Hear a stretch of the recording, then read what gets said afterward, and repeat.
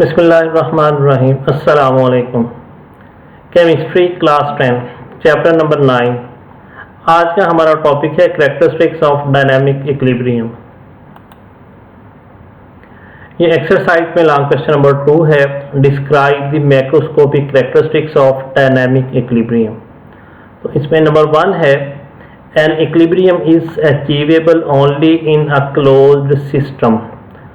Closed system क्या होता है? In which substances can neither leave nor enter. Equilibrium reversible reaction में possible है, और ये भी उस सूरत में कि वो सिस्टम जिसके अंदर केमिकल रिएक्शन हो रहा है वो पूरी तरह बंद हो, उसको कहेंगे क्लोज्ड सिस्टम। पूरी तरह बंद होने का मतलब ये है कि उसमें ना तो रिएक्शन शुरू होने के बाद बाहर से कोई भी उसमें चीज़ उसके अंदर दाखिल हो सके, और ना ही अंदर से कोई चीज़ बाहर जा सके, उसको कहेंगे क्लोज्ड सिस्टम। तो ये बुनियादी शर्त है। जिस तरह आपने कैल्शियम कार्बोनेट वाली एग्जांपल में पढ़ा था कि अगर सिस्टम क्लोज नहीं होगा तो कार्बन डाइऑक्साइड गैस वहां से एस्केप कर जाएगी और इक्विलिब्रियम कायम नहीं होगा, बल्कि वो इरिवर्सिबल रिएक्शन बन जाएगा। तो इसकी पहली खासियत ये है कि सिस्टम का क्लोज होना जरूरी है। Number 2, eight equilibrium state a reaction does not stop. जब डायनेमिक इक्विलिब्रियम कायम हो जाता है तो रिएक्शन जो है वो स्टॉप नहीं करता, रुकता नहीं है, क्योंकि forward and reverse reactions keep on taking place at the same rate but in opposite direction. Dynamic equilibrium वो होता है जिसमें फॉरवर्ड रिएक्शन और रिवर्स रिएक्शन दोनों की रफ्तार बराबर हो जाती है। इस तरह वो रिएक्शन रुका हुआ नहीं है, बल्कि रिएक्टेंट्स प्रोडक्ट में चेंज हो रहे हैं और प्रोडक्ट वापस रिएक्टेंट में चेंज हो रहे हैं, लेकिन उनका रेट, उनकी रफ्तार बराबर है, लेकिन उनकी डायरेक्शन अपोजिट है। थर्ड प्रॉपर्टी है, eight equilibrium state the amount. Amount से मिकदार है, मतलब है मिकदारें। अमाउंट यानी concentrations of reactants and products do not change.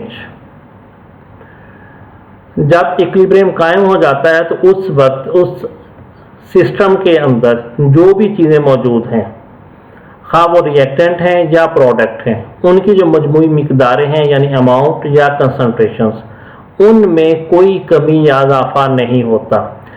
Reactants product में चेंज हो रहे हैं, प्रोडक्ट वापस रिएक्टेंट में चेंज हो रहे हैं, इसलिए किसी भी स्पीशीज की मजमूई मिकदार में कोई कमी या इजाफा नहीं होगा, क्योंकि एक लम्हे में जितने रिएक्टेंट्स प्रोडक्ट्स में चेंज होंगे उसी लम्हे उतने प्रोडक्ट वापस रिएक्टेंट में चेंज हो रहे होते हैं, इसलिए उनकी जो मजमूई मिकदारें हैं उनके ऊपर कोई फ़र्क नहीं पड़ता।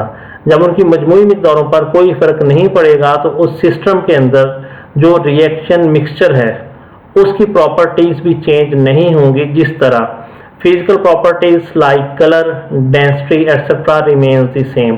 तो ये वाली जो प्रॉपर्टीज़ हैं ये चेंज नहीं होंगी, क्योंकि किसी भी लम्हे में जो रिएक्टेंट्स और प्रोडक्ट्स की तमाम स्पीशीज़ हैं उनकी मजमूई मिकदारें, उसमें ना तो कोई कमी हो रही है ना इजाफा हो रहा है। Number 4, at equilibrium state an equilibrium state is attainable from either way, that is starting from reactants और from products. Attainable from either way, इसका मतलब यह है कि हमारे पास जो रिएक्शन होता है उसमें रिएक्टेंट्स प्रोडक्ट्स में चेंज हो रहे हैं, प्रोडक्ट्स वापस रिएक्टेंट में चेंज हो रहे हैं।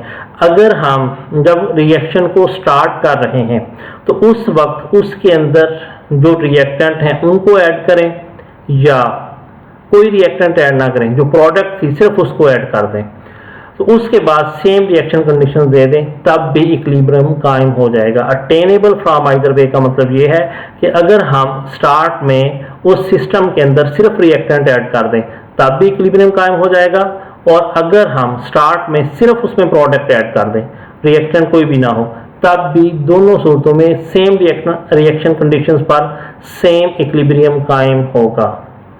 नेक्स्ट पॉइंट है, equilibrium state can be disturbed and again achieved under the given conditions of concentration, pressure and temperature.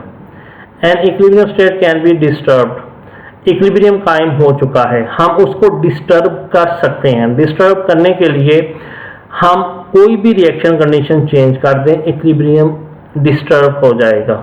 And again achieved, और उस इक्विलिब्रियम को हम दोबारा से भी हासिल कर सकते हैं कि जो नई कंडीशंस हमने दी हैं अब उनको मेंटेन कर दें, तो थोड़ी देर में वो दोबारा से हासिल हो जाएगा। यानी हम किसी भी इक्विलिब्रियम को डिस्टर्ब भी कर सकते हैं और उसको दोबारा से अचीव भी कर सकते हैं।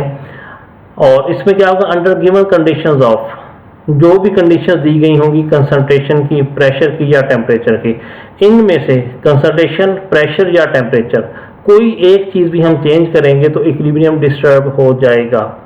अब उसको दोबारा से हासिल करना है, जो नई कंडीशंस दी हैं वो कंडीशंस मेंटेन कर दें, थोड़ी देर में दोबारा नए सिरे से इक्विलिब्रियम कायम हो जाएगा। और अगर पहले वाली कंडीशंस के ऊपर इक्विलिब्रियम कायम करना है तो वो दोबारा से कंडीशन पहले वाली कंडीशंस कर दें, थोड़ा टाइम लगेगा, दोबारा से इक्विलिब्रियम हासिल हो जाएगा। तो इस तरह हम इक्विलिब्रियम को डिस्टर्ब कर सकते हैं कंडीशंस को चेंज करके। कंडीशंस कौन सी हैं? कंसंट्रेशन हो सकती है, यानी रिएक्टेंट और प्रोडक्ट्स में से किसी भी स्पीशीज की मिकदार, प्रेशर उसके ऊपर जो है वो, और उसका जो टेम्परेचर है। इक्विलिब्रियम कायम हो चुका है, इनमें से किसी भी चीज़ को आप चेंज करें, इक्विलिब्रियम डिस्टर्ब हो जाएगा। अब जो नई कंडीशंस हैं उनके ऊपर इक्विलिब्रियम हासिल करना चाहते हैं, नई कंडीशंस को मेंटेन करते हैं, इक्विलिब्रियम थोड़ी देर में कायम हो जाएगा। पहले वाली कंडीशंस पर इक्विलिब्रियम कायम करना चाहते हैं तो वापस पहले वाली कंडीशंस देंगे, थोड़ा टाइम लगेगा और इक्विलिब्रियम दोबारा से हासिल हो जाएगा। तो ये आपने लॉन्ग क्वेश्चन है पेज नंबर 6 पर, इसको आपने याद करना है और लिखकर आपने इसको सबमिट करना है। अल्लाह हाफिज़।